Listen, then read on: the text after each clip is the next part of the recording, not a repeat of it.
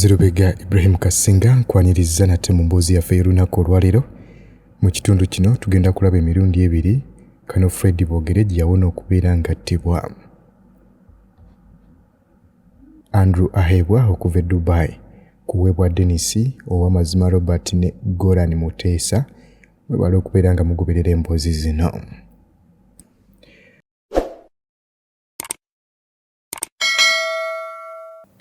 Tewerabira Lopa Free Mosquito Oil Repellent okubeera ng'omukozesa okwewala ensiri okukuluma.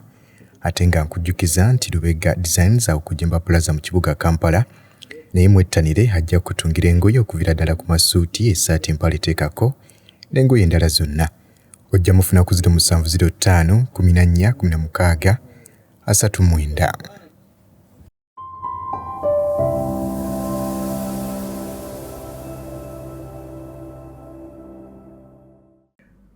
Oluvannyuma lwa musajja mukulu retired Kano Fred Boogere okubeera nga yawona, ebyo byonna bye baayitamu nga bali mu nsiko n'abayiikira ba NRA ate kata bamutte nga baakamala okuwamba obuyinza. Ono katattibwe nga Pulezidenti Museveni ne basajja baba NRA baakatwala obuyinza mu 1986. Musajja mukulu ono yategeeza nti Kampala yali mukakamu mu kaseera we baamweyingirira, obula obubbi bw'emmotoka bwo bwali waggulu nnyo. Mu kiseera ekyo emmotoka ezaali zikozeseddwako zaali ziyingizibwa wano mu ggwanga nga zaakazibwako erinnya lya Nagoya.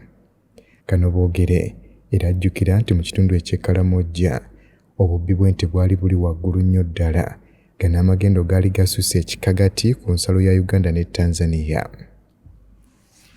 Ono abaali baagala okumutta zaali ssaawa 4 ez'ekiro. Boogere yali avuga mmotoka ye ng'ali mu kudda waka mu kitundu ekya Bugoloobe ng'ava ku National Theatre akawungezaako.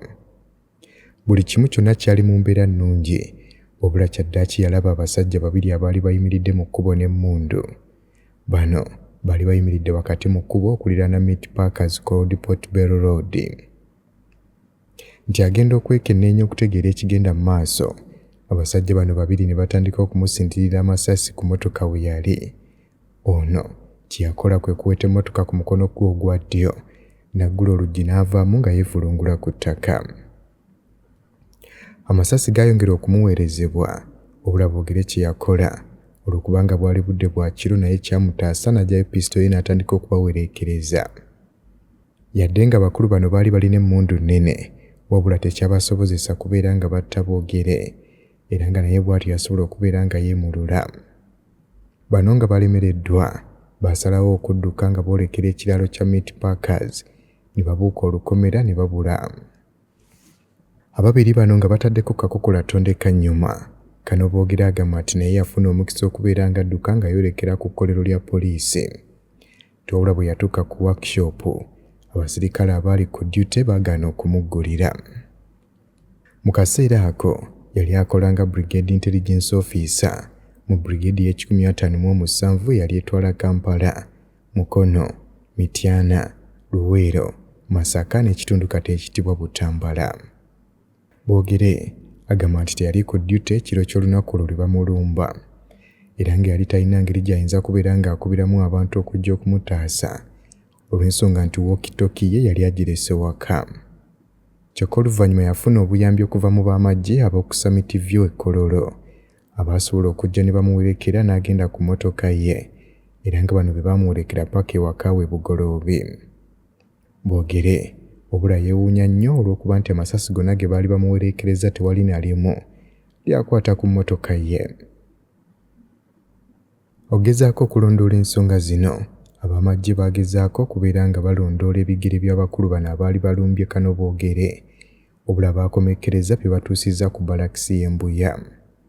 Era nga n'okutuuka olwaleero Kano Boogere munnamateeka ow'amagye oli Boogere and Mutakirwa Advocates tategeeranga nsonga lwaki baali baagala kumutta.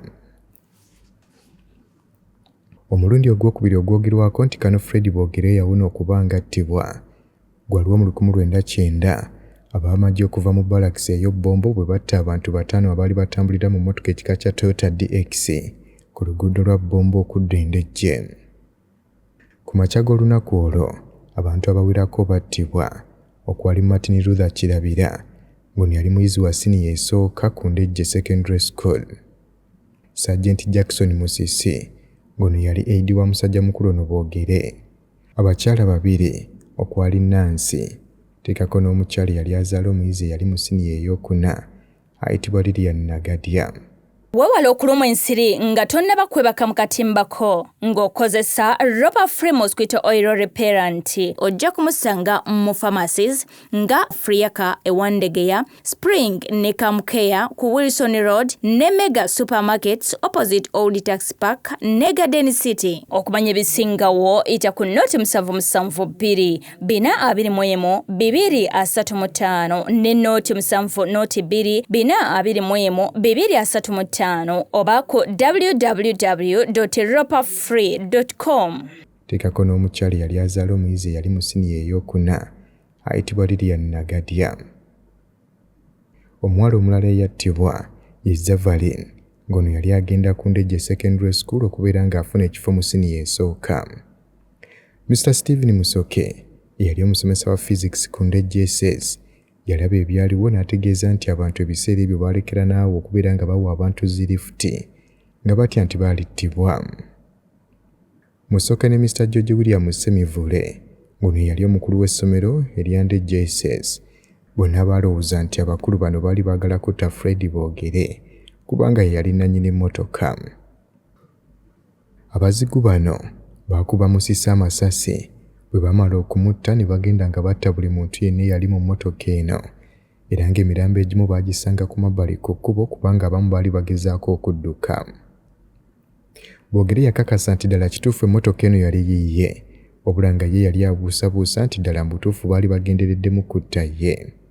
Okusinziira ku Boogere yategeeza nti ye yali takola mu balakisi y'ebbombo yadde okubeerayo ng'abantu abasinga bwe baali balowooza nga ye mu kaseera ako yali abeera bugoloobi.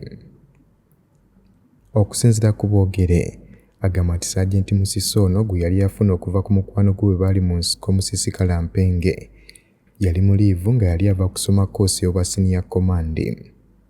Era nga Boogere mu kufuna amawulire ag'okufa kw'abakulu bano yali ali mu Kampala nga talina yadde ekirowoozo ekitambula okugenda e Ndejje olunaku olwo.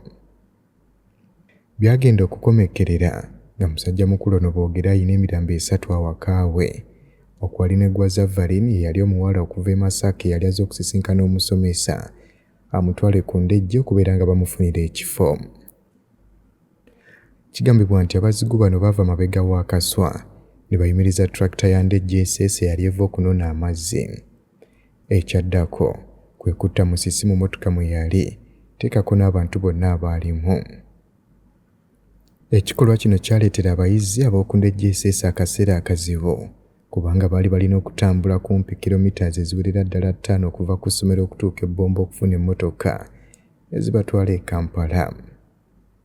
Abakulu b'essomero nabo kye baakola kwe kufuna abantu ne babasasula nga olwo ne batandika okusaawanga ensiko eyali ku kkubo. Kano Boogere yategeeza nti yalowooza abazigu bano baali b'amagye ga NRA kyokka yadde nga yalowooza bw'atyo military ne poliisi tewali yakikakasa.